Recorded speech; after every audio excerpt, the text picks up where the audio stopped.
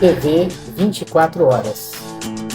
A incidência dos casos de meningite tem preocupado autoridades de saúde de Campos. Nas últimas semanas, o município confirmou 4 casos de meningite meningocócica em uma criança de 1 ano, outra de 3 anos, um adolescente de 17 e um jovem de 28 anos.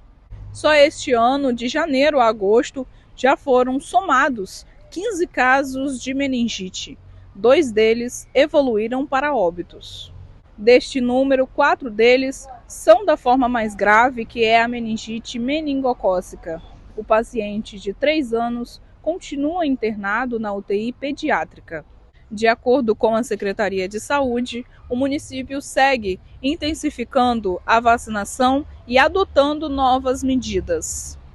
As autoridades ainda alertam que não há motivos para pânico, já que esse aumento no número de casos não é considerado um surto. A equipe de reportagem do Campus 24 Horas conversou hoje com o infectologista, o Dr. Charbel Cury, para explicar sobre como ocorre a contaminação da doença. Segundo ele, seguindo essas novas medidas de saúde, nesta terça-feira acontece a vacinação pela doença nas localidades onde foram confirmados esses casos mais graves de meningite. A meningite é, por o próprio nome fala, a inflamação das meninges, que são membranas que revestem o nosso cérebro, né? Por dentro do nosso cérebro, ela tem um revestimento que protege nossos neurônios e nossas células cerebrais, chamada de meninges, e essas meninges, quando recebem algum germe, seja ele bactéria, vírus, fungo ou protozoário, ele pode se inflamar e gerar o que nós chamamos de meningites. E o caso mais grave é a meningite meningocócica? Sim, as meningites elas podem se dividir em meningites bacterianas, virais, fúngicas e as meningites parasitárias. Entretanto, dentre as meningites como um todo, as que mais causam preocupações do ponto de vista da transmissão, do ponto de vista da gravidade, da evolução, são as meningites bacterianas. E dentro desse grupo, aquelas que causam grande taxa de contaminação são as causadas pela bactéria meningococo, que é uma bactéria extremamente preocupante, que na verdade todos nós podemos ter contato com ela em algum momento da nossa vida, e ela fica reservada dentro da nossa narina, na nossa região aqui da mucosa nasal, ou na nossa garganta, se a gente tiver contato com alguém contaminado, e ela fica ali morando com a gente, em simbiose com o nosso corpo, porém, se nós tivermos alguma baixa imunidade temporária, seja por um quadro viral, ou por uma gripe, influenza, isso se torna um gatilho para a imunidade baixar, para os mecanismos de facilitação para essa bactéria invadir, e ela então invade, fazendo então a chegada dela no nosso cérebro.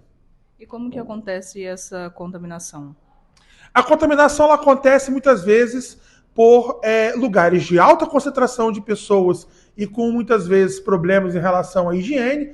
Por exemplo, a gente tem as creches. Creche é um lugar em que a criança pega a chupeta do outro, bota na boca do outro, bota na mão na boca, bota a mão na boca do outro. Então você tem geralmente esse nível, né, de higiene, geralmente não é a higiene que a gente tem no comum, né? Então nós temos 2 extremos principais de idade, na verdade, 2 momentos de idade que são mais preocupantes para a meningite meningocócica. O primeiro deles é no início da infância ali, 1 ano, 2 anos, 3 anos, até 5 anos, que é a média, em que nós temos grande causa, geralmente, para essa alta contaminação, contato íntimo, morar junto, muita gente, numa casa ou numa creche e tudo mais. Então a bactéria dissemina muito rápido por esse contato íntimo, né?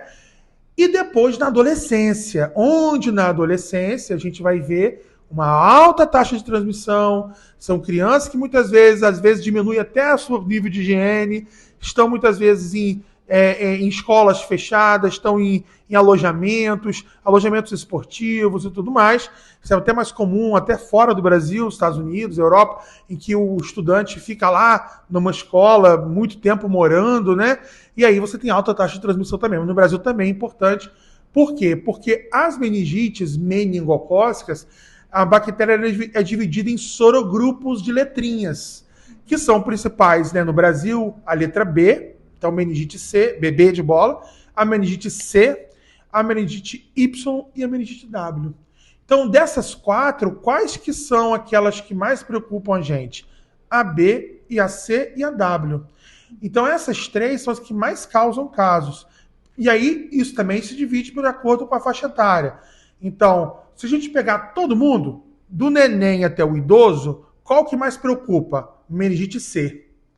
A meningite C é aquela que pega todas as idades. Então, se a gente fosse pegar um percentual, 70% de todas as meningites meningocócicas são sorogrupo C. Porém, se eu quiser pegar assim, um extrato, um pedacinho da população, por exemplo, eu quero pegar as criancinhas hoje menores de 5 anos de idade. Como nós começamos a vacina contra a meningite C lá atrás, em 2010, então essa turma que está hoje aí com 12 anos, 11 anos, que tomou a vacina meningite C, ela continua causando casos, mas ela já está sendo progressivamente substituída pela meningite B, que nós não temos vacina no SUS, só tem no particular. Entretanto, se a gente for pegar uma outra faixa, os adolescentes, a meningite B e C ainda são importantes, mas não tanto quanto o W, que é muito comum na faixa etária do adolescente. Mas olha que curioso, tem vacina para o W, no Brasil está disponível, é de graça para o adolescente. E por que tem caso para o W no adolescente? Porque o povo não toma vacina. Principalmente o adolescente. Então, a importância de e-mails como Campus 24 Horas é a gente despertar naquela mãezinha que está nos assistindo, paizinho, de que o adolescente não dá para ele sozinho no posto tomar. Precisa que a senhora leve, desperte essa consciência no seu filho para ele também saber a importância de se prevenir. Como que acontece a transmissão dessa doença? A transmissão, como eu falei, é contato por beijo, abraço, contato por secreções, né? Então alguém está espirrando, tossindo, está próximo de você, ou crianças numa creche, lugares fechados, muita gente, né? Então não tem transmissão assim, por exemplo, como Covid, que eu tuço aqui, lá a 1 metro pega. Não. Meningite tem que ter um contato prolongado, morar na casa da pessoa, estar numa creche de exposição longa de contato, e aí que você vai pegar a meningite. Quais são os primeiros sintomas da doença? Os sintomas da meningite, eles dependem muito. Se a gente estiver falando de um bebezinho, esses sintomas são bastante difíceis, muitas vezes, de você diferenciar de uma criança grande. Então, um bebezinho ele vai ter, por exemplo, irritabilidade, ele vai estar mamando com dificuldade, ele vai estar vomitando, ele pode ter uma febre, ele vai ter manchinhas vermelhas no corpo, né? Ele pode estar com a fontanela, que é a moleirinha, para cima, mas isso não é uma regra, tá? E nas crianças grandes, crianças aí de 5, 6, 7 anos, já tem o clássico, né? Que é o vômito, a dor de cabeça, a rigidez na nuca, quando o queixo não consegue tocar no peito, alguns outros sinais, você vai tentar levantar a perna da criança e ela levanta a cabeça junto, né? E outros sinais que você vai ver também, nessa criança ela pode ter convulsões, né? Que ela nunca teve, manchas vermelhas pelo corpo estranhas, manchas mais escuras que aparecem do nada. Então são sinais de que a gente pode estar de frente para o meningococo. O senhor falou, né, que atinge crianças, adolescentes. Tem algum público-alvo específico? Atinge também a terceira idade? Olha, a meningite pode atingir todo o público, até mesmo pessoas da melhor idade.